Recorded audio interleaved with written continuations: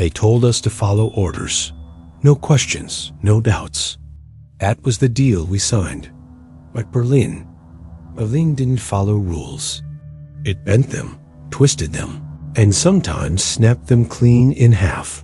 The year was 1961. The wall was new, but the lies were old.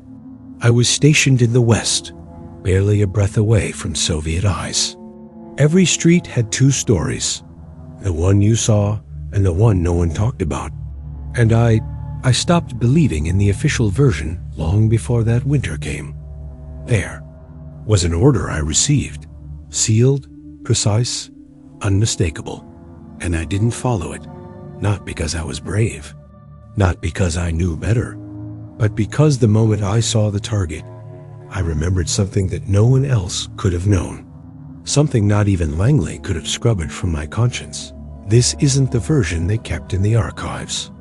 This is the one they'd burn if they found it. You want the real story? Fine, but don't expect a hero. Before I regret saying any of this, hit that like button, subscribe if this is already making you uncomfortable, and drop a comment telling me what city you're watching from and what time it is. I like knowing. Where in the world people still dare to listen to secrets like these. It was a cold, Tuesday morning gray light leaking through the soot-colored sky, the kind that makes even the trains groan slower. I was already sweating under my coat by the time I crossed Friedrichstraße, not from the cold, from knowing what I was there to retrieve. The bookstore was tucked between a butcher and a pharmacy, the kind of place you'd walk past 100 times without noticing. I'd been told to ask for Kafka's The Trial, a nice touch of irony. I stepped in, nodded at the clerk, and mouthed the title like a password. He didn't blink, just reached under the counter and handed me a copy, thick and unfamiliar. Inside, the book, between two glued pages, was the brown envelope. No stamp, no name, just a red wax seal, broken slightly at the corner. I felt the weight of it before I even opened it. Not physical weight, moral, the kind that makes your knees ache before you've even done anything wrong. I walked out without looking back, the envelope pressed against my ribs like it was wired to explode. I waited until I was 2 blocks east, ducked into a phone booth, locked the door behind me, and opened it. The contents were simple. A single page typewritten. Eliminate asset K12. Western Station compromised. Discretion critical. There was no signature. No code words. Not even a time frame. Just the name of the asset and the implication that delay was not an option. I didn't need a photograph. I knew who K12 was, and that's what made my hands tremble. He'd been stationed with us before quiet, good with radio equipment, always. Ate alone, always paid attention. Back in '59, he pulled me out of a stairwell in Prague when I lost consciousness during a blackout. Said nothing, just dragged me to the safe house and disappeared before I could thank him. Now I was supposed to kill him, and the thing is, I didn't even flinch at first. That's the part that still bothers me. There was a time when following orders felt like muscle memory, like brushing your teeth. I kept rereading the page in that booth while people passed me outside like ghosts. In heavy coats. I remember one man looked at me through the fogged glass just for a second.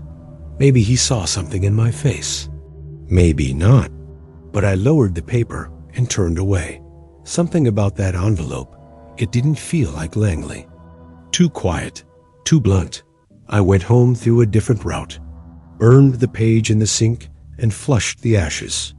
Memorized every word before I did. Sat there in my freezing apartment, lights off, coat still on, watching the paint peel off the ceiling like it was trying to whisper something back to me. You see, I was used to lies by then, but this one, it didn't smell like the usual ones. It smelled personal. I didn't sleep that night, and when I finally got up, I headed toward the only place I knew I'd find clarity or at least more questions, the old booth near Checkpoint Charlie. I dialed a number I hadn't used since Budapest. 2 rings, then a click. I said the phrase. Kafka is heavier than expected. Silence. Then a voice. Understood? Await further detail. That was it. No names. No emotion. Just protocol. But something in the pause? Maybe half a breath longer than usual. A hesitation. That second of human error.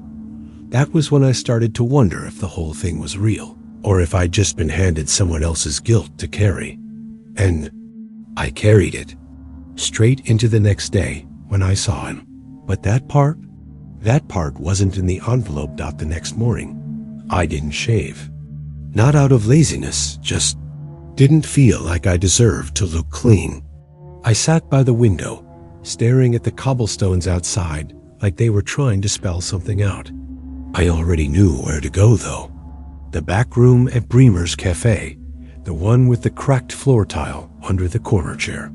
That's where the second contact always happened. I waited 2 hours past the agreed time. That's not unusual. Sometimes they wait to see if you wait. It's stupid, paranoid, theatrical. But it's the way we kept each other honest in a city where honesty got you killed. When the waitress finally handed me the matchbox, I didn't open it right away. I finished my coffee first. Bitter, burnt, lukewarm.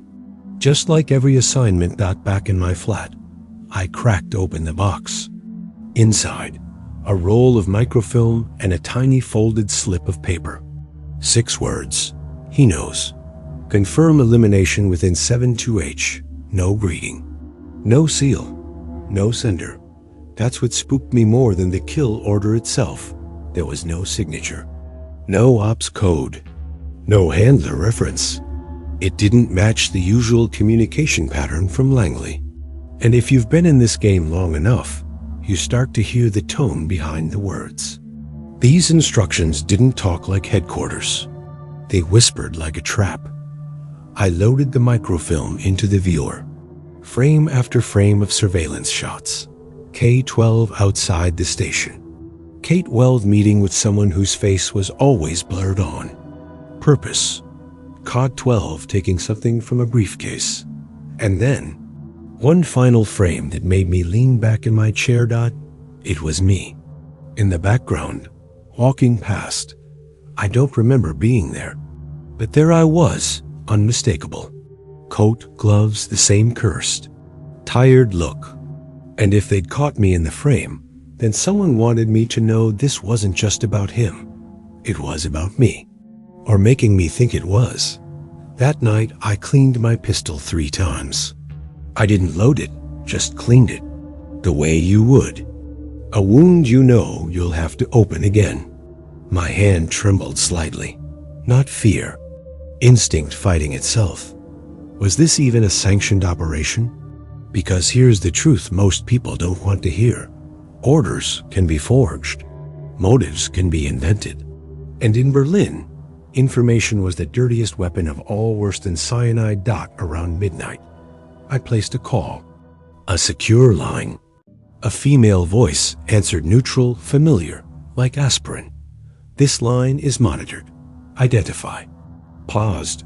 My throat burned like I'd swallowed sand. Cobalt 6. Authorization Echo Delta 5. Click. She came back on with a second tone in her voice. One I hadn't heard in months. What do you need? Clarification. On a directive issued through drop protocol. K-12. Silence. Longer this time. Then, finally. No confirmation on record. Suggest you await revalidation. Then the line went dead, and there it was, the unspoken message beneath it all. Someone was freelancing. Or worse, someone was cleaning house. And they wanted to use me to do it. That's when the sickness hit. That deep kind of nausea that isn't in the stomach, it's in the spine. I sat down hard, staring at the walls, wondering if I'd already crossed a line I didn't even see. I didn't sleep that night either. In the morning, I stuffed the matchbox in a sock, tied it in a knot, and shoved it behind a cracked tile in the kitchen. Then I left the flat, knowing I might never come back. I wore a hat I hadn't touched in months, part of an old protocol. To signal distress, in case someone spotted me. I didn't want to be found. And yet, somehow, I knew they'd be watching anyway. Because in Berlin, disappearing never really meant you were gone. It just meant someone else was speaking for you now. I needed to hear a voice. Not a code, not a phrase. A real voice. One I could trace back in my memory and trust, even if only halfway. So I went where no one sane wanted to go that week. Post office near Tempelhof. The phone booths in back had a crackle in the line, bad grounding or just sabotage. Either way, it made tracing harder. That's what mattered. I dialed direct to Langley. Not through our Berlin relay. Straight to Virginia. That alone could have gotten me pulled. 6 tones, then an answer. Male, Midwestern drawl. Familiar, too familiar. Operations. Cobalt 6. Emergency override. Seeking audit trail for K-12 protocol. I expected static. I got silence. Then the voice came back, slower now. Say again? You heard me. K-12. I received an unsanctioned directive. No signature. Need validation. He paused. A chair creaked on his end. The kind of sound you only hear when someone's spine tightens. Then he said it. K-12 status is under review. That's all I can give you. But he didn't hang up. That was strange. There was a breath. Long and caught, like something. Wanted out of his throat, but couldn't make it past protocol. Then he added, almost like a mistake. You don't have to do anything just yet. Just yet. He wasn't supposed to say that. We don't talk in maybes. That's not how the agency works. Every word is calibrated, measured. And this was off script. You hesitated. I told him click. He was gone. I stood in that booth, staring at the receiver like it might explain itself if I stared long enough. My own breath fogged the glass. A woman walked past outside, pushing a baby carriage. She didn't look in, but I still turned my back. I felt exposed, because that voice's voice, I remembered it from a mission in Naples. He was straight-laced, hard-edged, the kind of agent who'd let you die if the paperwork said it was worth it. He didn't hesitate, unless something was rotten from the top. I left the booth and walked toward the canal, shoes cracking salt on the pavement. I needed air. I needed to move. But my mind was moving faster than my feet. What if this whole thing wasn't just unsanctioned? What if it was sanctioned and off books? There's a difference. And that difference is where careers disappear. And people too. By the time I made it back to my apartment, the locks were off center. Someone had entered, maybe 20 minutes before. Nothing stolen, nothing moved. Just the air felt warm, recently disturbed. I checked the tile where I'd hidden the matchbox. Gone. I sat on the floor for a long time. I didn't cry. I didn't curse. I laughed, not because it was funny, but because it confirmed what I already suspected. I wasn't in control. Maybe I never had been. That night, I dreamed I was back in Prague, blindfolded, tied to a pipe, the smell of gasoline and mold. But this time, the voice that interrogated me wasn't Czech. It was American, and it asked me one thing, over and over again. Would you follow an order that didn't make sense if it came from a man you couldn't see? When I woke up, I didn't. Remember my answer. Or maybe I just didn't want to. I started tracking him at dusk. Tiergarten in November doesn't give you much light, just enough for the statues to look like watchers, and for the fog to cover your sins. He had a pattern, or maybe I was just desperate to find one. Late walks through the park, same coat, same cigarette habit, same pauses at the exact same bench. That bench. We used to sit there after missions, back when things made a kind of brutal sense. He'd sketch in a small notepad drawings of faces he'd seen, buildings he swore he'd someday visit as a free man. Now he just stared at the dirt like it owed him something. I followed at a distance, not close enough to spook him, but close enough to count his steps. He didn't look over his shoulder. That worried me more than if he had. Either he didn't know he was being watched, or he was pretending not to. I walked the perimeter twice, using reflections in storefront windows, timing the crossings, watching for tails on both of us. There were none. That didn't comfort me. In BerliN, silence usually meant the wolves were already inside the house. At one point he stopped in front of a memorial stone and just stood there. No motion, no breath I could see. I almost thought he was a statue himself. And then he turned slowly, deliberately, but not toward me. Toward a tree. A crow sat on a branch, watching him. He nodded. And that was the moment I began to doubt everything. Again, because we used birds like that trained to identify a drop location, sometimes even to carry message slips if the handlers were clever. But the bird didn't move, and he didn't place anything. He just stared. Later that night, I went back to that same tree, climbed it, hands raw from the bark. I found nothing, no wire, no canister, no scratches in the trunk, but at the base was a cigarette butt, same brand he always smoked. And next to it, almost perfectly hidden under dead leaves, was a snapped piece of pencil lead. He used to sketch with that kind of pencil. I pocketed it and left. Back in my flat, I stared at that lead for an hour. Could have been trash. Could have been a message. Or maybe he was telling me in his own way, I know you're there, and I'm not running. That night, I wrote half a report. Just facts, movements, times, no speculation. And then I stopped, because none of it felt real anymore. It felt like I was narrating a shadow, not a man. And I'd been trained to kill men, not ghosts. The next day, same routine. He walked through Tiergarten like he didn't have a death order on his head. He even stopped to feed pigeons. An old woman laughed beside him. He smiled. That's what broke me a little. That smile, because I remembered it from Prague.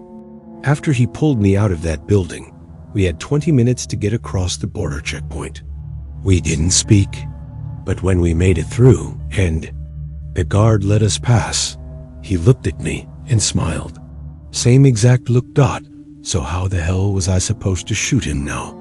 That evening, back in my flat, I unpacked the pistol, loaded it, unloaded it, loaded it again. And then I walked into the bathroom and stared at myself in the mirror for a long time. My face looked like someone else's, someone capable of anything, but not someone certain. That's when I knew I couldn't just obey.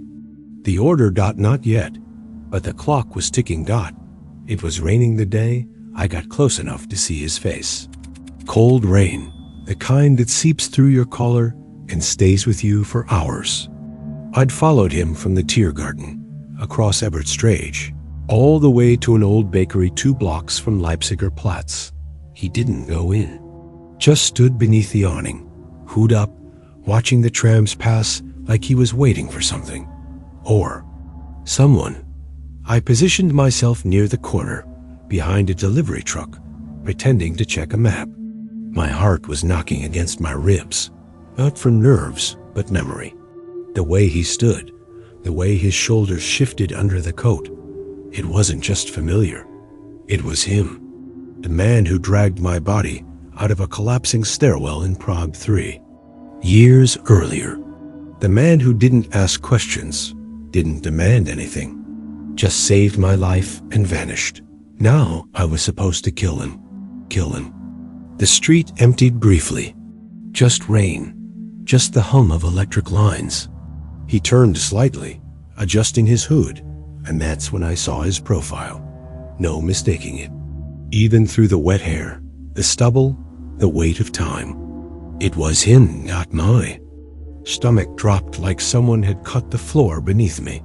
I felt that moment in my knees, like an old bruise resurfacing. You don't forget the face of someone who kept you alive when you are already counting seconds.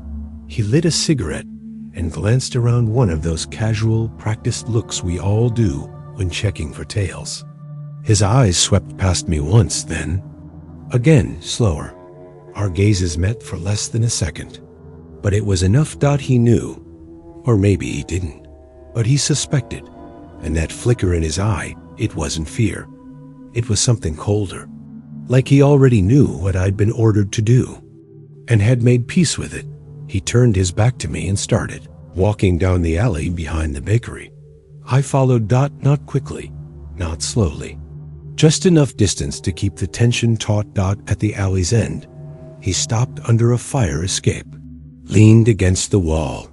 No weapon, no panic, just rain dripping from the metal above him like it had all the time in the world. Stepped closer. His voice cut through the silence before I said a word. They're using you. It wasn't a question, just a statement of fact. I froze. Brown? Envelope? No signature? He continued. Typewritten?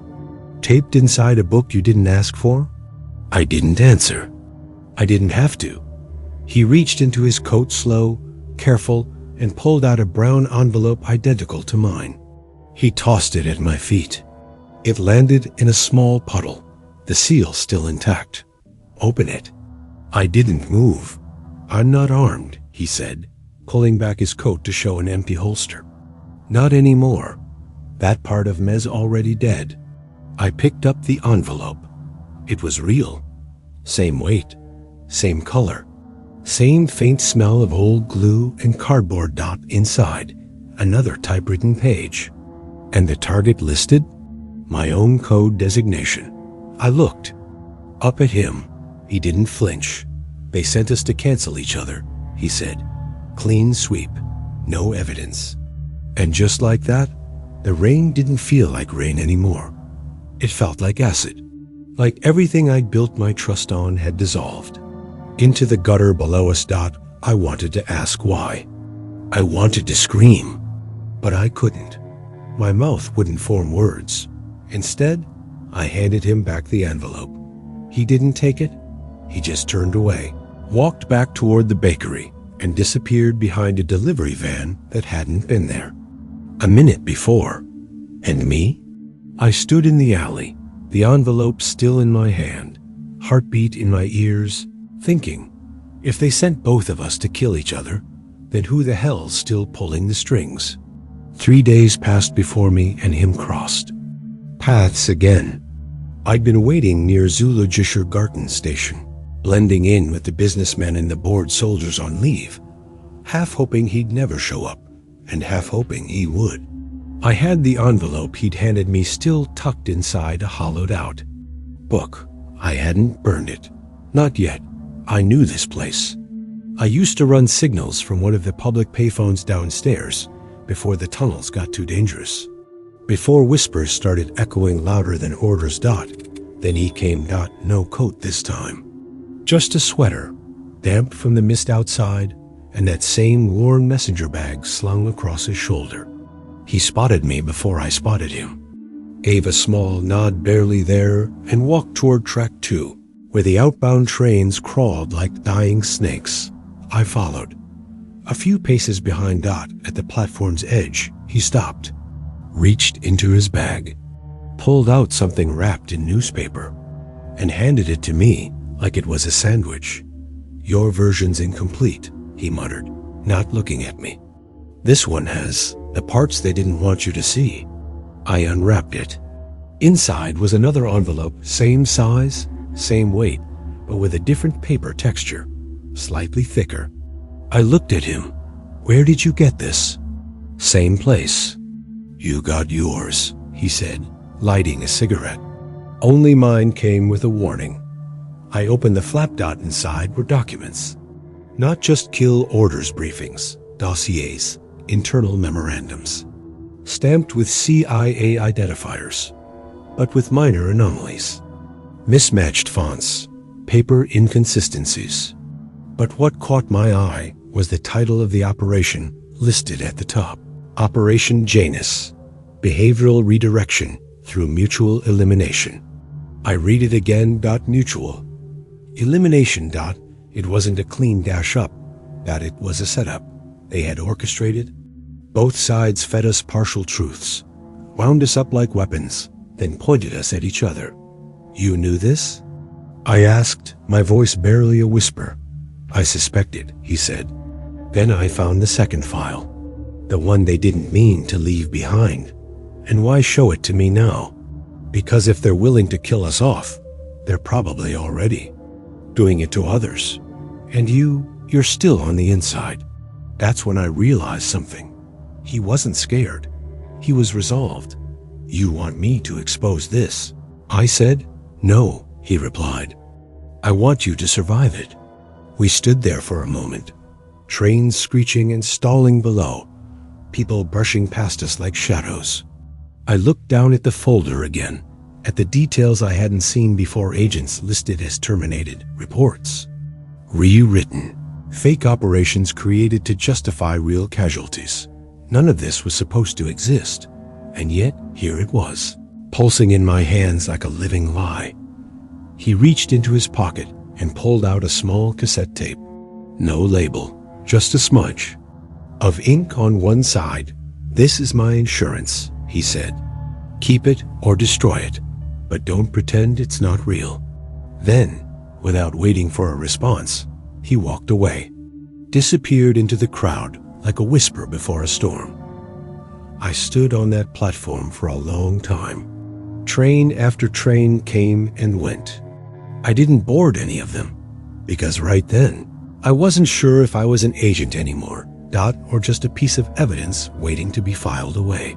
I waited until midnight to open the second file completely. I didn't dare do it in my flat. Too obvious, too traceable.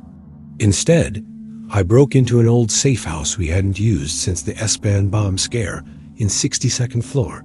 2 broken windows, mold in the ceiling. But it still had one thing I needed: silence. I laid everything out on the floor. The pages were warped from the damp newspaper, edges curling like they wanted to hide again. I read slowly. I didn't skip. I wanted to know exactly how deep the rock went. The name at the top wasn't mine. It was Andrew's. My old section lead, retired 6 months ago. Or so we were told. But according to these pages, Andrews was listed as reassigned to Critical Oversight Janus, which meant he wasn't out. He was up. Another page. A diagram. A flowchart of internal communications, real ones cross-referenced with the simulated directives issued to agents flagged for removal. I was on that list. So was the man I'd been told to eliminate. So were 6 others, I remembered. By code only. One of them I'd seen at a Christmas party with his wife and child. I kept flipping through, my eyes dull, my stomach locked. Then I found it. A duplicate of the kill order I received, but marked for internal scenario only due, not dispatch. And below it, an official internal annotation. Agent 0457, Cobalt 6. Ideal for behavioral stress test. Prior trauma exposure suggests likelihood of hesitation. I felt like someone had cracked my ribs with a crowbar. They hadn't just ordered me to kill, they had studied how I'd hesitate to do it. They'd counted on it. I wasn't an agent. In this operation, I was the experiment. I stood up too fast, knocked over the lamp. The bulb shattered on the floor like a gunshot. I stood there in the dark, chest heaving, hand on the pistol I'd laid next to the door, no sound outside. But that didn't mean no one was there. I gathered the documents, stuffed them back in the envelope, shoved it under my coat, left the tape recorder hidden behind the old radiator, just in case. On the walk home, I kept playing one question in my mind. Who else knew? Because this kind of operation doesn't run on its own. Someone had to write those annotations. Someone had to run the psychological profiles. Someone had to authorize the field test dot. And if I was one of the rats, that meant someone was watching the maze. When I got back to my building, the mail slot had been forced open. A single envelope lay inside. No stamp, no return. Just one phrase typed on the front. Stop looking. Inside was a blank sheet of paper. Nothing else. But the message couldn't have been clearer. They knew I had seen the full file, and they wanted me to act like I hadn't. I lit a cigarette with shaking hands and stared out the window. Somewhere, in the distance, I could hear the U-Bahn rumbling beneath the city. So many tunnels, so many places to bury things. And that was when I realized they hadn't planned to kill us because we were threats. They planned to kill us because we were starting to remember too much. The U-Bahn was almost empty, just the way I needed it. I boarded at Wittenbergplatz, headed east, the envelope tucked inside my coat, pressed against my chest like a second heart. I didn't even sit. I stood by the door, watching my reflection flicker in the glass as we slipped through tunnels carved by men who also thought they were building something permanent. I had 42 minutes to decide. That was the next checkpoint. Window. If I didn't confirm, target neutralized by then. Protocol dictated fallback measures. I'd seen fallback before. It never looked clean. At Nollanderplatz. I saw him again. He was on the opposite platform, leaning against a pillar. Arms folded, no coat, just the same messenger bag. Our eyes met. He didn't nod this time. He didn't need to. I knew what he was doing. He was waiting to see if I'd follow the order. The train doors slid closed. I didn't move. Not yet. As the train pulled away, I watched him shrink behind. It graffiti-covered tiles until he was just another silhouette swallowed by Berlin's underworld. I moved to the next car and sat down. Across from me, a teenage girl with headphones on chewed her nails. A drunk couple whispered nonsense and laughed. A man with a briefcase slept with his head resting on the glass. All of them unaware. That's the part that always stings. The invisibility of our world to theirs. You walk among them, your mind burning with classified fire, and they just live, unbothered, unguarded, free. I looked down at my hands. They were steady, too steady. That scared me more than a tremor. I took out the burner phone, flipped open. The antenna, dialed. It rang once. Then again, and then I hung up. I didn't confirm the kill. I didn't report the documents. I just didn't do anything. Some would call that cowardice. Others might say it was resistance. But to me, in that moment, it felt like the only act of ownership I had left. I sat there as the train roared into Bülowstrasse, the lights flickering above me. I thought about the envelope in my coat, about the names in the file, about the face of the man I didn't shoot, about the phrase in that memo, behavioral stress test. Maybe this was the test, and maybe failing it meant I'd finally passed something. When I stepped off at the next station, I walked past the trash bin where we used to leave decoy messages. I thought about tossing the envelope in, but IDN single quotes T. Instead. I walked all the way to the street. No coat, no cover. Just me, exposed under the dirty yellow of the East Berlin street lamps. And for the first time in years, I wasn't following a line. I was breaking it. The rain had stopped, but the air still carried the smell of copper and coal. I pulled the envelope from my coat, held it up against the light, and whispered out loud, "Not today." Because if they wanted this done, they'd have to do it themselves. I holed up in a building near Frankfurter Allee. Top floor, windows facing the train yard, water pipes that screamed every time I flushed. It wasn't one of our safe houses, just a decaying rental once used by a Czech radio operator who died with his shoes on. That made it safer. I didn't leave for days. No phone calls, no signals. I listened. There was an old Grundig radio by the window. Antenna meant like a drunk's. Finger. I kept it on day and night, scanning frequencies, searching for any coded message that might indicate I'd been found, or worse, that I was already gone and just didn't know it yet. But instead of codes, I heard something else. Names. One by one, quietly, like background static, hidden beneath the official news or tucked into the traffic reports. Names of operatives, handlers, contacts, disappearing, transferred, resigned, recalled. But I knew what those words really meant. They were being erased. There was one that stopped my breath cold. Agent V-29. The linguist from Bucharest. We trained together in Langley. I taught him how to roll a message into a cigarette filter. He taught me how to lie without blinking. Gone. No context. No announcement. Just reassigned. Permanent. I sank into the mattress like it was trying to eat me alive. I didn't cry. I just listened as more names fell like dead leaves into the airwaves, while the walls around me pressed in tighter with each breath. Some nights, I heard footsteps in the stairwell, never stopping, never knocking, just passing, slow and deliberate, like they wanted me to hear. That's when I started sleeping in the kitchen, gun in hand, back against the oven. I didn't eat much, mostly dry bread, cold beans, and whatever I could steal from the market, downstairs when the vendor wasn't looking.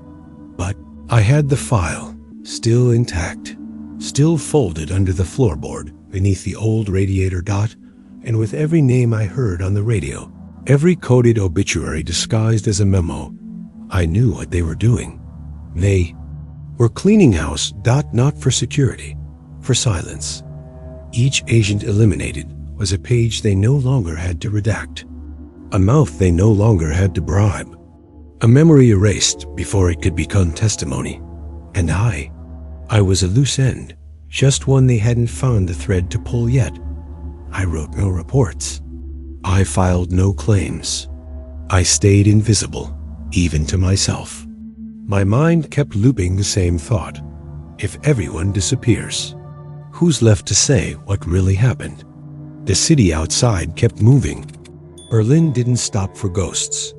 But inside that flat, under flickering light and cracked plaster, I felt it, that slow erosion of everything I'd once trusted. Not just in the agency, in myself. Because the truth was, I wasn't hiding from them anymore. I was hiding from the moment I'd have to choose who I really was without the orders. And that moment was getting closer. Every time the radio said another name, it got closer. I don't remember deciding to write it. One morning I just woke up, hands already reaching for the desk drawer, like some part of me had been preparing while I slept.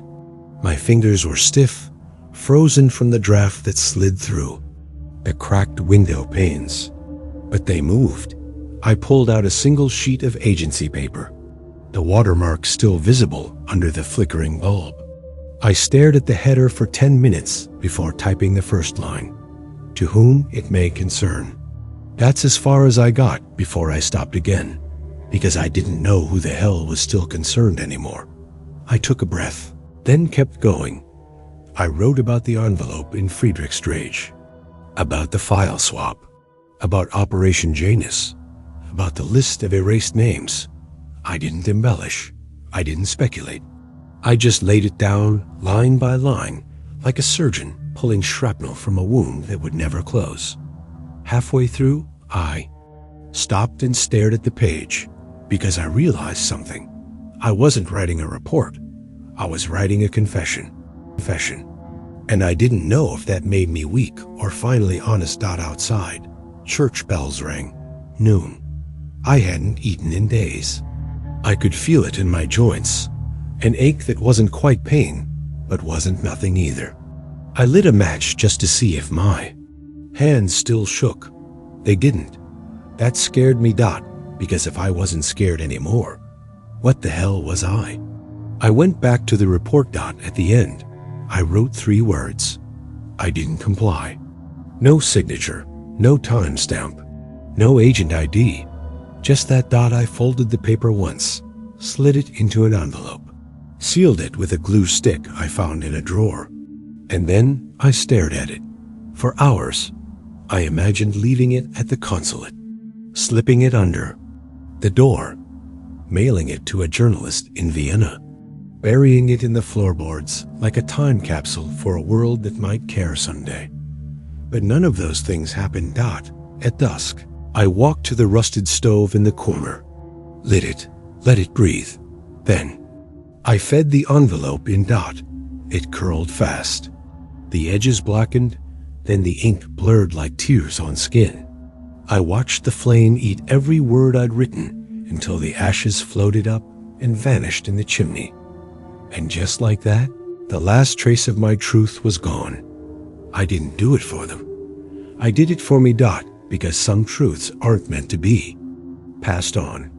They're meant to die with the man who carried them. After that, I sat in the dark. I didn't feel clean, just hollow, like I'd erased myself from the record before they ever had the chance. And for the first time in weeks, I slept. But what came in the morning? That was something else entirely. It was a Tuesday when the letter arrived. No return address. No seal, just my name written with perfect spacing. Not my cover name, my real one. Only a handful of people had access to that, or used to. Inside, a single sentence. You are requested at the consulate, Clayele, Thursday, noon. No signature, no threat, not even a demand. Just that quiet, precise phrase, like it had been waiting patiently for me to crack. I didn't pack a bag. I didn't bring the envelope or the tape or the names. I just brought myself hollowed out, scrubbed clean. I shaved for the first time in weeks. Wore a tie I hadn't touched since '59. The mirror didn't recognize me. Neither did I. The walk to Clayele felt longer than I remembered. Or maybe my legs had forgotten how to move without looking over my shoulder. The building hadn't changed. Same guarded silence, same smell of old varnish and new secrets. A young Marine nodded as I passed the gate. He looked like he still believed in medals. They led me to a small room. No windows, no clock. Just a table, 2 chairs, and a half-dead plant in the corner. He came in after 13 minutes. I counted. Older man. Sharp suit, thinning hair. Hands. Like a banker, not a soldier. He didn't introduce himself. Didn't need to. He sat, folded his hands, looked at me like a surgeon about to open a wound. Then he said, "You've been quiet." I didn't answer, he continued. Too quiet for someone in your position. Still, I said nothing. He leaned back, watching me carefully. "Tell me about the man in Zoologischer Garten." That was the first crack. My spine tightened. I kept my voice steady. "I saw him. That's all. You didn't report the contact." "No." "Why?" I thought about lying, about building a story layered in protocol and vague justifications. But instead, I said, because I didn't know who I'd be reporting it to. He didn't flinch, just nodded slowly, like he'd expected that. Or maybe hoped for it. Then he reached into his jacket and pulled out a photograph. Slid it across the table. It was me, taken 2 weeks earlier, exiting the station. Alone, no tail, no contact. They'd been watching. He tapped the photo. "Do you understand what this means?" "Yeah," I said. "Means I'm not the only one asking questions." He smirked. Just for a second. Then it vanished. "No one's accusing you of anything, Agent," he said. "But the agency needs clarity. We need to know where your loyalties are." I didn't blink. "They're buried," I said. He leaned forward, voice lower now. "There's still a place for men like you, but you have to let go of the ghosts." Ghosts. That word stuck with me, because that's what I'd become. He stood, The conversation was over. Just like that. No charges. No threats. No confession extracted. But as I left, I noticed something. The door didn't lock from the inside, dotted. Locked from the outside. They didn't need answers from me. They just wanted to see how much I'd forgotten to be afraid. And that was their real test. I came back to Maine in '63. Quietly. No parade, no handshake. Just a different passport, a new name, and a small key to a cabin that hadn't been opened in years. It smelled like dust and regret. Fit me just fine. The file never resurfaced. Neither did he. No one came looking for the envelope, or the tape, or the truth. I buried them anyway. Not in the woods, too easy to find. I chose the crawl space under the floorboards, beneath a loose tile near the furnace. I wrapped everything in plastic, double-layered, marked it with a code I invented that same night and would never write down. If anyone ever finds it, well, I'm not sure they'd believe any of it. That's the thing about memory. It rots. Just like evidence, the room I sleep in now doesn't have windows. I took them out myself. Replaced them with boards, insulation, layers of blackout cloth. Not because I'm afraid. I'm past that. It's just, I don't want the outside world looking in. Or worse, reminding me that it kept spinning without me. Most days I don't shave. Most nights I don't sleep. I hear the names sometimes. In the radio static. Or in the wind if it hits the house just right. I imagine them walking the streets of Berlin, still waiting for a signal, for a handoff, for a redemption that was never coming. Sometimes I think I died back there too. Just not all at once. One night, I wrote it all down again. Not for the agency. For me, 10 pages. No edits, no code names. Just names, real ones, places, mistakes, the whole mess. Then I burned it. Watched the smoke curl against the ceiling like a promise breaking. I live alone. I speak to no one. The phone doesn't ring. And still, I check the locks every night. I don't know if I did the right thing. I don't even know what the right thing was anymore. But I'm still here. And sometimes, that feels like the last betrayal of all. I kept the boots I wore in Berlin. They sit by the door, caked with dust, laces stiff with age. I haven't touched them in years. But I don't throw them out. Some nights, when the house groans just right, and the shadows spill wrong across the floor, I catch myself looking at them. Like they might move. Like some part of me is still waiting for orders. But none come. No more messages. No more brown envelopes. No more names whispered through a cracked line. Just the quiet hum of a world that forgot what we did to keep it spinning. Maybe that's mercy. Maybe that's punishment. Either way, I keep the boots, because you never know when a ghost might need to walk again. If you listened this far, subscribe. And tell me, did you ever hear stories like this before? And where in the world are you tonight?